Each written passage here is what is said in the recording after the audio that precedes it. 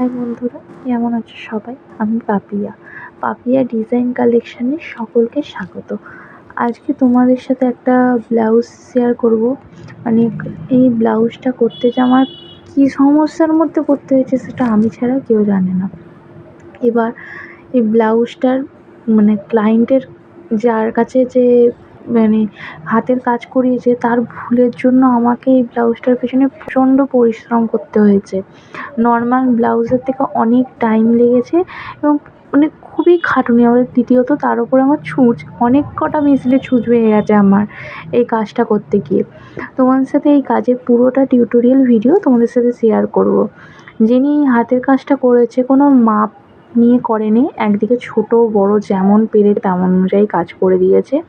দ্বিতীয়ত সামনের ফ্রন্ট এটা এতটা লং দিয়েছে, তার একটা পুরো জামার মতন কোমর পর্যন্ত এসে যাবে, কিন্তু ব্লাউজের ক্ষেত্রে তো কোমর পর্যন্ত হয় না। এবার তার জন্য আমাকে নিচের লেসটা কেটে বাদ দিতে হয়েছে এবং যে প্রিন্সেস কাট কাটিংটা আমি যে আলাদা করে তো অস্তর কেটে রেখেছিলাম, সেই অস্তরটা বসিয়ে আমি কেটে নিয়েছি।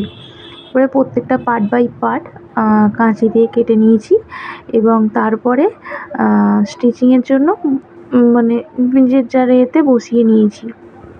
তোমাদের সাথে দেখো যে কীভাবে ব্লাউজটা এবার স্টিচিং করবো। এইগুলো লটকান করার জন্য দড়ি কেটে নিলাম। এরপরে তোমাদের সাথে শেয়ার করবো স্টিচিংয়ের ভিডিওটা। স্টিচিংয়ের এটা দেখো, আমি প্রথমে এটা যেখানে প্যাডেড ব্লাউজ হচ্ছে সেই জন্য ফার্স্ট আমি দু পার্টে অস্তর লাগে। ফার্স্ট অস্তরটা দিয়ে আমি পুরো অ্যাটাচ করে নিয়ে পিন দিয়ে অ্যাটাচ করে নিয়ে পুরোটা সেটিং করে নিচ্ছি। কারণ সেটিং না করলে জিনিসটা ইঁকে যে যাবে, কিন্তু জিনিসটা দেখতেও বিচ্ছিরি লাগবে আর মাপের মাপ আসবে না। সেই জন্য আমি প্রথমে এটাকে, তার মধ্যে হয়ে গেল সর্বনাশ, আমার গেল মেশিনের ছুঁচ ভেঙে। সেই মেশিনের ছুঁচ আবার পাল্টে তারপরে আবার কাজ শুরু করলাম।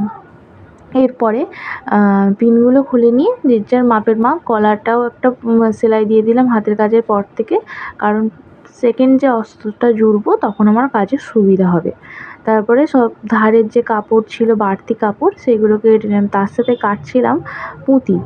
কাজের যে পুঁতির জন্য আমার গেল ছুঁচটা ভেঙে, সেই জন্য পুঁতিগুলো আগে থেকেই, এরপরে ভুল একবার করলে তারপরে তো শোধরাতে হয় না, সেই জন্য আমি সেকেন্ড বার সব কটা পুঁতি কেটে নিলাম।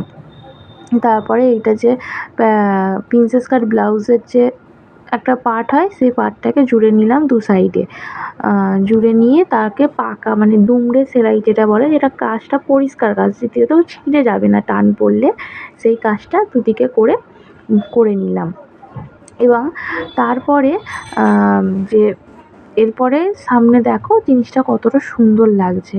সামনেটা প্রিন্সেস কাটের একটা মাপ এসে গেল এবং নিচেটা যেটা বাড়তি কাপড় ছিল সেই কাপড়টা কেটে ফেলে দিলাম। এবং সেকেন্ড বার যে আলাদা আরেক পার্ট অস্ত্র ছিল ক্যাপ লাগানোর জন্য, সেটার সাথে দুটো পার্ট আমি জয়েন্ট করে নিলাম, সেলাই করে জয়েন্ট করে নিয়ে এবার তোমাদের সাথে ক্যাপ লাগানো ভিডিওটা আমি দেখাচ্ছি কীভাবে ক্যাপ লাগাতে হয় প্রিন্সেস কাট ব্লাউজ। যারা নতুন করছো বা শিখতে চাইছো তারা একটু দেখে নাও।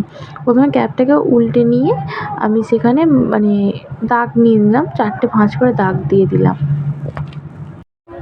তারপরে আমি বল পিনগুলো ক্যাপের সাথে অ্যাটাচ করে ব্লাউজের সাথে চারধারে গোল করে সেটাকে সেলাই দিয়ে দিলাম ক্যাপটার সাথে অস্তরটা, কারণ জিনিসটা বেশ ঠিকঠাকভাবে সরে না যায় কোনো সময়, বা সেলাই থেকে খুলে না যায়। এটা হলো একটা পাকাপোক্ত কাজ।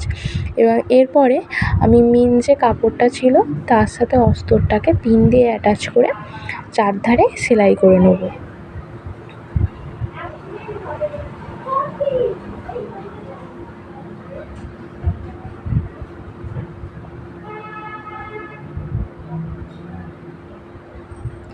চারধারে সেলাই হয়ে যাওয়ার পরে এরপরে দেখো কতটা সুন্দর লাগছে, সামনে ক্যাপটা ঠিকঠাকভাবে বসে গেছে। এরপরে যে সামনের গলার কাজটা ছিল সেই কাজটাকে আর একবার সেলাই দিয়ে দিলাম। দিয়ে দিতে কী হলো, আমার গলার কাজটা সুন্দর এসে গেল। আর তোমরা বলো যে সামনে ক্যাপ লাগানোটা কেমন হলো। এরপরে সেকেন্ড কাজ হলো হাতার সেলাই করে নেওয়া। হাতাটা পিছন দিকে সামনের দিকে রেখে অস্তরটা উল্টে সেলাই করে নিয়ে সুন্দরভাবে হাতাটাকে জুড়ে নিলাম। চারধারে জুড়ে নিয়ে আবার পুঁতি এসে গেল মাঝখানে, পুঁতিটাকে আবার কেটে এখানে পুঁতির জন্য যাতে না ছুঁচ ভেঙে যায় তাই জন্য সব কটা পুঁতিকে আমাকে কাঁচি দিয়ে দিয়ে কাটতে হয়েছে, ভাঙতে হয়েছে কিছু পুঁতিকে। ভেঙে তারপরে বারবার সুতো কাটছে, প্রচণ্ড সমস্যা, ছুঁচও ভাঙলো একবার। তারপরে চারধারে কাজগুলো মানে কাপড়গুলো এক্সট্রা কাপড়গুলো কেটে নিলাম। এরপরে এইগুলো যে লটকানের দড়ি, সেই দড়িটাকে আমি আগে থেকেই রেডি করে রেখেছিলাম। এরপরে এটা ব্যাক সাইডে 3 ইঞ্চি 3 থেকে 3.5 ইঞ্চির মধ্যিখানে মাপ দিয়ে এলাম সেই জায়গাটা দড়িটা অ্যাটাচ করব বলে। এরপর আমি যে মানে অস্তরের সাথে মেন ফ্যাব্রিকটাকে জুড়ে নিয়ে একটা বল পিন দিয়ে অ্যাটাচ করে নিয়েছি এবং একটা চক দিয়ে আমি কোথায় কোথায় মানে কীভাবে কোথাটায় সেলাইটা যাবে সেই অনুযায়ী আমি একটা এঁকে নিলাম।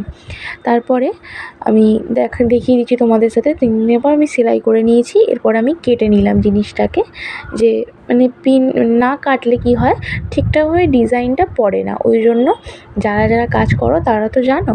কেটে নিলাম, নেওয়ার পরে আমি তারপরে এটাকে সেটিং করে সুন্দরভাবে সেলাই দিয়ে দিলাম। দেখো ব্যাক সাইডটা কতটা সুন্দর লাগছে। এরপরে চারধারে মানে ব্লাউজের ব্যাক পার্টের প্রত্যেকটা জায়গায় যেখানে যেখানে কাপড় ছিল সব জায়গায় সেলাই করে নিলাম। দেখো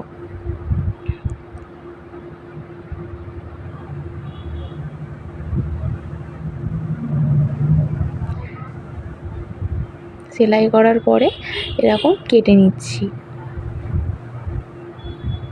দেখো এরপরে সামনের সাইড এবং ব্যাক সাইড দুটোকে জুড়তে হবে। তার জন্য দুটোর যে মানে কাঁধের মাপটা সেটা ঠিকঠাকভাবে রাখতে হবে, কারণ একটা বাড়া কমা হয়ে গেলে মানে দেখতে ভাল লাগবে না, একদিকে তো ছেঁটে মানে কমাতেই হবে, সেই জন্য দু সাইডে ছেঁটে কমিয়ে দিলাম।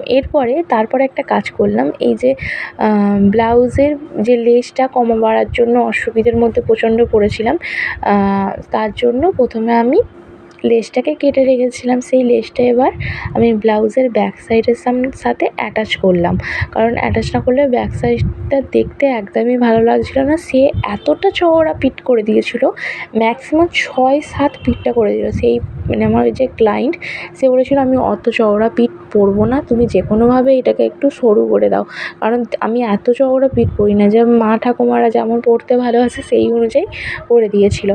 এবার তারা ক্লায়েন্ট বলেছে এবার আমাকে তো করতেই হবে, কারণ সে একটা তার বিয়ের ব্লাউজ মানে তার কত স্বপ্ন নিয়ে একটা কাজ মানে জিনিস, তার বিয়ে মানে একটা মানুষের জন্য স্পেশাল জিনিস, স্পেশাল ব্যাপার, তাকে তো সুন্দর করে করতেই হবে, যতই আমার কষ্ট হোক যাই হোক যতই ছুঁচ ভাঙুক করতে তো হবেই, কিছু করার নেই। এরপরে দু সাইডের এইটা হলো মানে একটা পরিষ্কার কাজ, প্রথমে সামনের দিকটা জুড়ে নিয়ে তারপরে পিছনের দিকে মুড়ে দিলাম, যাতে কাজটা পরিষ্কার মানে দু সাইডে এনে সুতো ওঠার সম্ভাবনা না থাকে। যারা নতুন কাজ শিখছো তারা এই কাজটা করতে পারো, খুবই সুবিধা। এরপরে ব্লাউজটাকে আরও গর্জিয়াস করার জন্য আমি আমার লেসের ভান্ডার থেকে এই একটা সুন্দর লেস বার করলাম, লেস বার করে ওর ব্লাউজটাকে সুন্দরভাবে বসিয়ে দিচ্ছি, মানে খুবই সুন্দর লাগছে লেসটা। মানে একে তো কাজটা সুন্দর, হ্যাঁ কাজটা হয়তো ভুল করেছে, কিন্তু কাজটা হাতের কাজটা যিনি করেছে খুবই সুন্দর কাজ করেছে। কিন্তু কাজটা প্রথমে ব্লাউজটা নয় মানে করে নিয়ে তারপরে কাজটা করলে আরও বেটার হতো। এরপরে যারা ভাবছো যে এরকম ব্লাউজ করাবো আমি তাদের জন্য বলবো যে আগে ব্লাউজটা করিয়ে নেবে, নয় যার কাছে তুমি ব্লাউজ করাবে তার কাছ থেকে ঠিকঠাক ব্লাউজের প্যাটার্নে কেটে দেবো, মানে যেই কেটে দিক তারপরে গিয়ে হাতের কাজটা করাবে। এরপরে আর একটা কাজ, সেটা হলো এই ব্লাউজটার কোনো হুক হয়নি, পিছনে হুক বা সামনে হুক হয়নি, এই ব্লাউজটা চেন সিস্টেম হয়েছে, সাইড চেন, যেটাকে ইনভিজিবল চেন বলে। সেই চেনের জন্য আমাকে প্রথমে এক সাইডটা জুড়ে নিয়েছি আর এক সাইডে ফাঁকা রেখে মানে সেটাকে পরিষ্কার মানে কী বলবো পরিষ্কার রাখার জন্য একটা কাপড় দিয়ে জুড়ে নিয়েছি, মানে কাপড় থেকে যে ধারের সুতো ওঠে সেই সুতোটা আর উঠবে না। এরপর আমি চেনটাকে সুন্দরভাবে একটা সাইডে অ্যাটাচ করে নিলাম। পুরোটা ভিডিও আমার পক্ষে দেওয়া সম্ভব হয়নি, কারণ বারবার সুতো কাটছে, বারবার ছুঁচ ভাঙছে, যার জন্য আমি পুরোটা দিতে পারিনি এই চেন লাগানোর মানে ব্লাউজে চেন লাগানোর ভিডিওটা। দেখো তবুও যতটা পেরেছি চেষ্টা করেছি তোমাদের সাথে শেয়ার করার।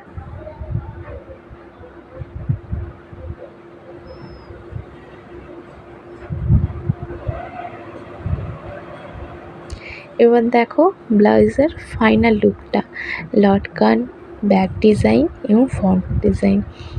আমার তো ব্লাউজটাকে দেখে মানে খুবই দুর্দান্ত লেগেছে।